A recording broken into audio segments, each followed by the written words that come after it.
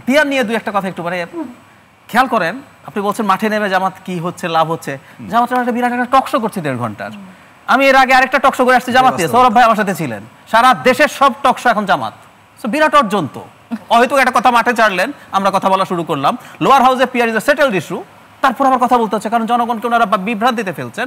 উদাহরণ দিই, মনোনয়ন বাণিজ্য নাকি হবে না, এটা উদ্ভট কোনো যুক্তি হয় না, বরং পিয়ার হলে মনোনয়ন বাণিজ্য 100% হবে। ধরুন দলের যিনি হেড, উনি একটা লিস্ট করবেন, সব ক্ষমতা তার হাতে। বহু সময় এমন হয় যে আপনি প্রার্থী দিতে চান টাকা খায়, ধরে নিলাম এ কে, কিন্তু মাঠে চাপ আছে না বিকে দিতে হবে, না দিলে ওই লোক কিন্তু দাঁড়ায় যাবে। আর এখন 100% একটা ব্যক্তির হাতে যাবে, 100% মনোনয়ন বাণিজ্য হবে। ভোট কেন্দ্র দখল নাকি হবে না, মাই গড, মানে দেশের নির্বাচন সম্পর্কে কি জানেন? ধরেন আমি একটা দলের প্রধান, আমি ভোট কেন্দ্র দখল করতে চাই, আমি যে যে আছে কনস্টিটিউয়েন্সি ভাগ করে দিয়ে এই দখল করে মার্কাকে জিতাইতে হবে, নাইলে তোর ভবিষ্যৎ খারাপ আছে।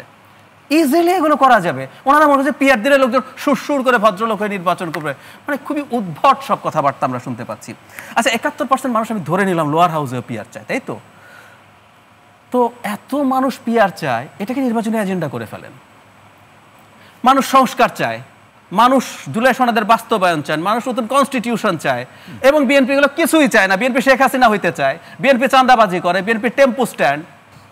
তো বিএনপির বিরুদ্ধে একটা ইলেকশন করে জিতে এসে শান্তি মতো সব কাজ করে ফেলেন, সব কাজ করে ফেলেন। বিএনপি তো আমি দেখতেছি এবার মনে হয় 15-20টা সিটও পাবে না। মানুষ এত কিছু চায় জানলো কিভাবে? না, আমি ওনারটা মেনে নিলাম, ওনারটা মেনে নিলাম। সো কেন ইন্টারিমের উপরে চাপ তৈরি করা হচ্ছে? কারণ আপনি তো জানেন, আমি তো দেখতেছি বিএনপি 15-20টা সিট পায় মুখ রক্ষা করতে পারে কিনা, এবার ডাবল ডিজিটে পৌঁছায় কিনা। তা আসেন আপনারা 2/3 মেজরিটি নিয়ে যা যা করার সব করে ফেলেন। ইভেন আপনাদের তো ক্ষমতায় যদি চলে আসেন, আপনারা শরিয়া কায়েম করবেন, করেন। মজাটা হচ্ছে এই জায়গায়, আপনার কথার মধ্যে পরস্পর বিরোধিতা। আপনি বলছেন জনগণ সব চায়, অনলাইন পোলিং এ নাকি সব চাইতেছে, ফাইন। তো ইলেকশনকে ভয় পাচ্ছেন কেন? ইলেকশনে আসেন, জেতেন, সব করেন। এবং আমি সেই পথটাই, প্লিজ আতিক ভাই আপনি পরে বলেন। আচ্ছা, এখন একটা জিনিস, মাঠে যে বিচারের কথা বলছে নাহরিনকে, জামাতের একজন নেতা আকাশ চৌধুরী ওনার নাম, চিটাগংয়ে অগাস্টে একজন নারীকে লাথি মেরেছিলেন।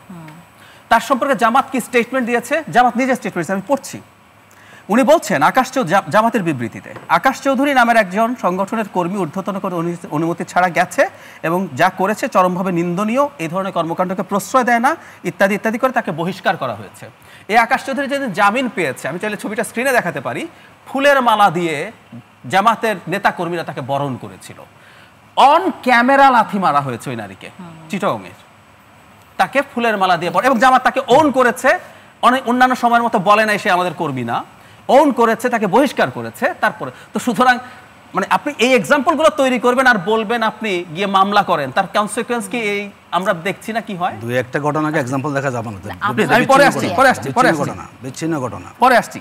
আচ্ছা, এখন না, আতিক ভাই তো বলছে বিচ্ছিন্ন ঘটনা, আমি দুই একটি ঘটনাকে আপনি সামগ্রিকভাবে ধরবেন কিনা? আমি আরেকটা জিনিস তখন বলতো বিচ্ছিন্ন ঘটনা। আমি একটা জিনিস একটু বলি, এটা ইম্পর্টেন্ট।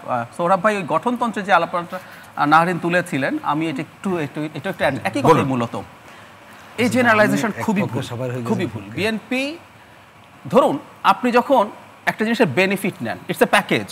জামাত ইসলামের বেনিফিট নেয় ইন এ সেন্স, আপনি যখন ইসলামকে রাজনীতির সাথে যুক্ত করেন, এটা এই দেশের মানুষের অনেকের কাছে অ্যাপিল তৈরি করে তো। তো আপনি ওটার বেনিফিটটা নেবেন, কিন্তু ওটার কোনো কুফল আপনি নেবেন না, এটা খুব খারাপ কথা। ধরুন বিএনপি বা আওয়ামী লীগ বা আদার পার্টিজ, সে যখন একটা বেনিফিট নিতে যায়, তার সাথে কনসিকুয়েন্স আছে, সে সেটাও নেবে। সো ইসলামী হওয়ার, ইসলামিক টার্মের বেনিফিট আছে। আপনি ভোট না দিলে আপনি মুসলমান থাকবেন না, এই ক্যাম্পেইন করেন, আপনি ক্যাম্পেইন করার চেষ্টা করেন। জামায়াত ইসলামের রাজনীতিকে ডিসওন করলে আপনি কাফের বা নাস্তিক হন, তাহলে অন্যটা নেবেন না কেন? সেটা হচ্ছে খুবই গুরুত্বপূর্ণ। বিএনপি বিএনপি বা আওয়ামী লীগ যখন তার কনস্টিটিউশন ফলো করে না, সে এটা ধর্মের নামে, এবং যে ধর্মটাকে আমরা জানি ধর্ম একটা চিরন্তন ব্যাপার, যে ধর্মটা চিরন্তন ব্যাপার সেটাকে ভিত্তি করে হওয়া যে তার যে কনস্টিটিউশন, আমাকে একটু বলতে দেন, সেটা যখন তারা ফলো করবে না, সেটা প্রবলেম। জামাতের নারী নেত্রীরা কোনোদিন বাইরে যান, এই প্রথমবারের মতো ব্রিটিশ হাই কমিশনে তারা গেছেন, রাস্তায় নেমেছেন, তারা পর্দা করে আগে নামতেন না। আমি তাহলে প্রশ্ন করি, এতদিন যে ওনারা নামেন নাই ওটা সঠিক ছিল নাকি এখন নামছেন এটা সঠিক ছিল? দুটো একসাথে সঠিক হতে আপনি পারে। সেন্সকে ওয়েলকাম জানান, দুটো না চেঞ্জ কেন? আপনি welcome না না জানান চেঞ্জ না, যে আমরা change হচ্ছে আমরা এখন। আতিক ভাই আমাকে এই প্রশ্নটার জবাব দেন, এটা কি বৈধ? নামছে যে, যদি বৈধ হয় আগে পারমিট করেন নাই কেন? আপনি বলেন যে আর যদি অবৈধ হয় তাহলে এখন নামতে দিয়েছেন। আপনি বলেন যে জামাত চেঞ্জ আসছে আমরা ওয়েলকাম জানাবো।